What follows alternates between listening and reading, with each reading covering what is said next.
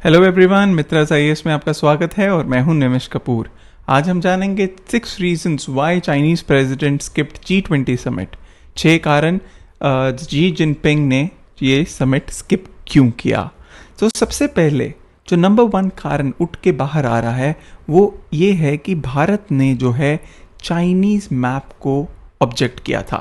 As you know, थोड़े दिन पहले चाइना ने एक मैप रिलीज़ किया जो 2 रीजन्स जो भारत के रीजन्स हैं उसको अपने मैप में दिखा रहा था। नंबर 1 है अक्साई चिन रीजन। ये अक्साई चिन रीजन डिस्प्यूटेड रीजन है JNK में, और ये रीजन करीब जो चाइना ने अपने जिंगजियांग प्रोविंस में दिखाया। दूसरा रीजन है, if you can see it, ये है अरुणाचल प्रदेश का। तो ये दोनों स्टेट्स, जो अक्साई चिन का रीजन और अरुणाचल प्रदेश स्टेट, ये चाइना ने अपने मैप के अंदर दिखाई और इंडिया ने फर्स्ट टाइम इसको बहुत स्ट्रांगली प्रोटेस्ट किया। इसलिए एक कारण माना जाता है कि भारतीय जो है चाइनीज प्रेसिडेंट ने ये समिट इसलिए नहीं अटेंड की क्योंकि वो खफा थे इंडिया के प्रोटेस्ट के कारण। दूसरा रीज़न जो एक बहुत इंपॉर्टेंट रीज़न जो एक्सपर्ट्स की तरफ से समझा जा रहा है वो है कि चाइना के प्रेसिडेंट ये समिट को अटेंड करके इस समिट के सक्सेस का रीज़न नहीं बनना चाहते थे, क्योंकि ये भारत को एक डिप्लोमेटिक विक्ट्री की ओर ले जा सकती है। तो G20 का अगर समिट वो अटेंड करते हैं और G20 अगर सक्सेसफुली भारत कर पाता है तो ये बहुत बड़ी डिप्लोमेटिक विक्ट्री होगी, क्योंकि आज के टाइम पे पूरे विश्व में जो कॉन्फिडेंस है देशों का एक दूसरे में, तो कोई कॉन्सेंसस पे रीच करना बहुत बड़ी एक प्रॉब्लम है। तो जो प्रेसिडेंट हैं चाइना के, वो अगर नहीं अटेंड करते तो कॉन्सेंसस पे पहुंचना और भी मुश्किल हो जाता है। तो एक रीज़न ये है।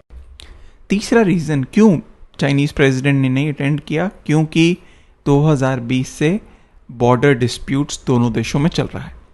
खासकर इस वक्त गालवान का जो इशू हुआ उसके बाद टेंशन्स और बढ़ गए थे। तो ये फ्रॉस्टी रिलेशंस एक बहुत बड़ा कारण है, और चाइना के प्रेसिडेंट उसके बाद से भारत में नहीं आए।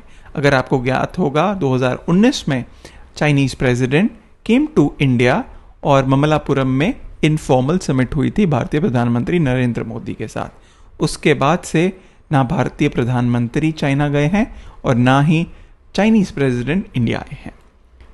और as I told you, Galwan में 20 इंडियंस जवान मार्टिर हुए, उसके बाद से टेंशन बहुत बड़ा। तो नंबर 1 एक और बहुत इंपॉर्टेंट कारण है frosty border relations. Very important reason, growing India US bonhomie. Of late पिछले कुछ सालों में भारत और US के रिलेशन बहुत इंप्रूव हुए हैं, और ये एक स्ट्रैटेजिक नहीं बट एक बहुत ही एक डिफेंस लेवल पर चल गया है। अभी रिसेंटली भारत ने जो जेट इंजन्स के साथ डील हुई है जो तेजस एयरक्राफ्ट्स में यूज़ होंगे US के साथ, इसके अलावा MQ-9B रीपर ड्रोन्स जो 31 भारत खरीदेगा, उससे चाइना कहीं ना कहीं नाखुश है। तो ये जो ग्रोइंग इंडिया US रिलेशंस हैं, स्पेशली जो ये बढ़ते रिलेशंस चाइना को खतरा दिखता है। इसीलिए एक और रीज़न है, चाइना ने माना कि जो है ये वेस्ट, इंडिया प्रो वेस्ट बन रहा है और चाइना अपना जो है रुतबा वो ईस्ट में डेवलप करने की कोशिश कर रहा है। तो ये भी एक रीज़न माना जा रहा है कि शी जिनपिंग ने ये कॉन्फ्रेंस नहीं अटेंड की। China's belief that east is rising, ये बहुत ही इंपॉर्टेंट। रिसेंटली जैसे आप लोगों ने देखा होगा कि ब्रिक्स प्लस समिट हुई, ब्रिक्स समिट में 6 और कंट्रीज को इंडक्ट किया गया ब्रिक्स नेशंस के अलावा, तो टोटल अभी 11 देश हो गए।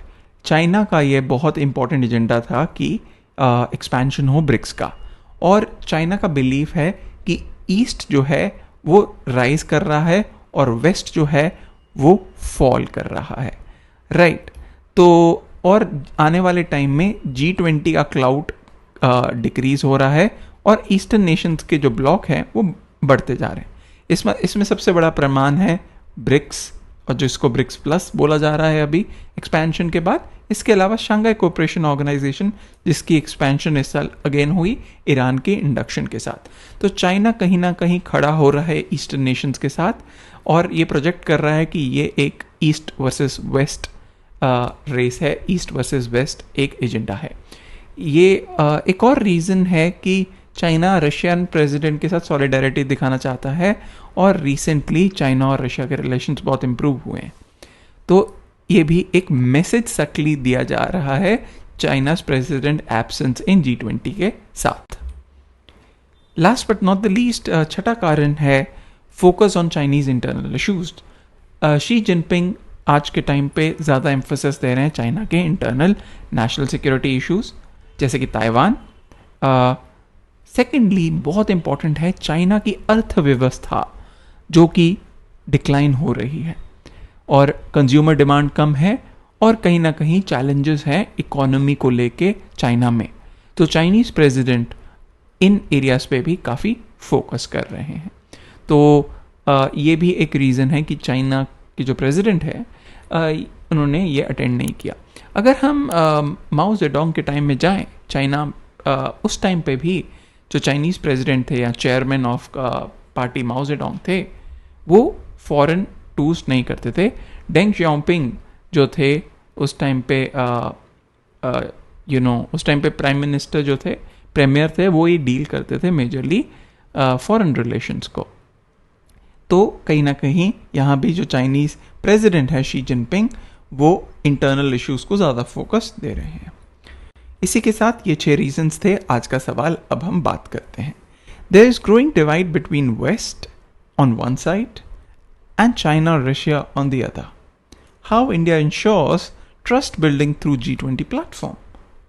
एक बहुत इंपॉर्टेंट क्वेश्चन है कि जब ईस्ट और वेस्ट में डिवाइड बढ़ रहा है तो इंडिया G20 के प्लेटफॉर्म से कैसे ग्लोबल ट्रस्ट को बिल्ड कर सकती है। तो इसमें सबसे पहले है कि जॉइंट कम्युनिक या जॉइंट स्टेटमेंट जारी करना जिसमें एक कंसेंसस हो। तो भारत को वेस्ट और ईस्ट के दोनों के जो कंसर्न्स हैं उनको बैलेंस आउट करने की ज़रूरत है G20 प्रेसिडेंसी के तहत, और जो जॉइंट डिक्लेरेशन रहेगा उसको प्रोजेक्ट करना लाना एक बहुत बड़ा एजेंडा है भारत के लिए। उसके बाद उन चीज़ों के बारे में जहाँ कंसेंसस है उसके बारे में प्राइमरी डिस्कशन करें, जहाँ डिफरेंसेस हैं उनको एजेंडाज में या डिस्कशंस में ना लेकर आए। तब ही ये G20 प्लेटफॉर्म के थ्रू ये जो है ट्रस्ट बिल्डिंग डेवलप हो सकती है और एक जो है सक्सेसफुल फोरम की तरह और सक्सेसफुल समिट ये मानी जाएगी तब। तो इन पॉइंट्स पे आप लिखेंगे तो आपको एक बहुत अच्छा इस पे आंसर मिल जाएगा। तो इसी के साथ हम अपना आज का सेशन कंक्लूड करते हैं। For more such videos keep watching Mitra's IAS। Thank you so much.